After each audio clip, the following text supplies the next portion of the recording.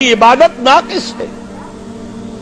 نماز میں ہم نے کہہ دیا ایاک نعبد و ایاک نستعین، باہر جا کر کسی اور کے قانون کی پیروی کر رہے ہیں۔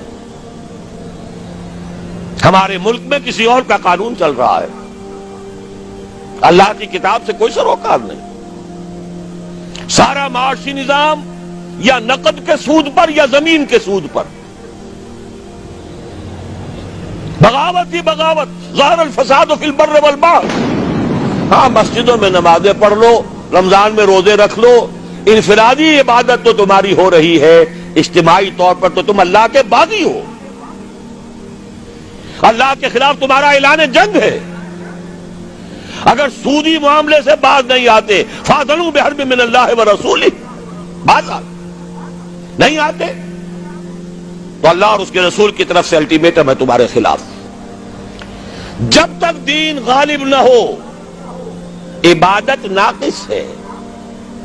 بڑا پیارا شعر ہے، کس کا ہے مجھے نہیں معلوم۔ باطل کے اقتدار میں تقویٰ کی آرزو، بڑے بڑے متقی، سب زندہ دار، وہ جو اقبال نے کہلوایا ہے ابلیس کی زبان سے، خال خال اس قوم میں اب تک نظر آتے ہیں، وہ کرتے ہیں اشک سحرگاہی سے جو ظالم وضو۔ ایسے لوگ موجود، لیکن پوری قوم اللہ کے خلاف جنگ کر رہی ہے، پوری قوم بغاوت پر ہے، مملکت اور اس کا قانون بغاوت پر مبنی ہے، اللہ کے خلاف۔ جب تک کہ پورا دین قائم نہ ہو، عبادت ناقص ہے۔ یعبدوننی، جب ایسا ہو جائے گا تب میری عبادت کا حق پورا ہوگا۔ لا یشرکون بی شیئا، اور اس وقت پھر وہ میرے ساتھ کسی کو شریک نہیں ٹھہرائیں گے۔ آج کس کو ٹھہرایا ہوا ہے؟ سیاسی اعتبار سے عوامی حاکمیت، اقتصادی اعتبار سے امریکہ انداتا، جو حکم آ جائے آئی ایم ایف کا، وہ بے نظیر ہو یا کوئی اور با نظیر آ جائے، سب کو ماننا پڑے گا۔ ہم تو در حقیقت نہ معلوم کتنے معبودوں کی بندگی اس وقت کر رہے ہیں۔ یہ بندگی مکمل اسی وقت ہوگی لا یشرکون بی شیئا کے ساتھ، جبکہ پورا نظام زندگی اجتماعی بھی اللہ کے قانون کے تابع ہوگا۔ ومن کفر بعد ذلک،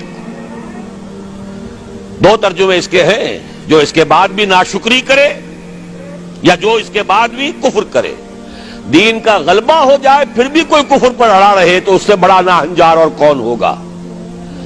باطل کے غلبے میں تو میں کہہ سکتا ہوں نا، کیا کروں، ہمت نہیں ہے، کیسے یہ چنا جو ہے پہاڑ کو پھوڑ سکتا ہے اور کیسے پورے پہاڑ کو پھوڑ سکتا ہے، لہذا مجبوری ہے بھائی، اللہ اللہ تو ہم کر ہی رہے ہیں نا۔ دین غالب ہو جائے پھر بھی اگر کوئی کفر پر اڑا رہا تو اس سے بڑا ناہنجار کوئی نہیں۔ اور دوسرا مفہوم کیا ہے؟